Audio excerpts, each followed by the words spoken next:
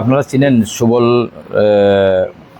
কুমার দেব, আমাদের editor in chief. ওনার ছেলে অরিন্দম দে, ওনার বাড়ি বনমালীপুর। ওনার ঘরেই উনি ছিলেন। ওনার গলার একটা চেইন, সোনার চেইন, যেটার মার্কেট ভ্যালু 5.5 লাখ টাকা, ওই চেইনটা মিসিং হয়ে যায়, চুরি হয়ে যায়। এরপরে অ্যাকর্ডিংলি উনি আমাদের কাছে কালকেই সকালবেলা এসেছিলেন যে আমাদের কাছে আমার গলার চেইনটা তো চুরি হয়ে গেছে। তো অ্যাকর্ডিংলি আমরা আমাদের ওমেন অফিসার কমলা রানী মুরা সিংকে দায়িত্ব দিই এবং সঙ্গে সঙ্গে ঘরের যে পরিচারিকা যারা আছে ওই পরিচারিকার সঙ্গে কথা বলেছে, ইনকোয়ারি করেছে এবং একজন পরিচারিকার বাড়িতে রেড করেছে।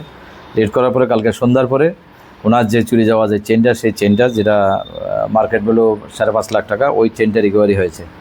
তাছাড়া আমাদের আজকে আরেকটা রিকভারি হয়েছে আমাদের যে দুইটা, একটা ইলেকট্রিক বাইসাইকেল এবং আরেকটা দামি বাইসাইকেল, দুইটার দাম মোর দ্যান 50,000।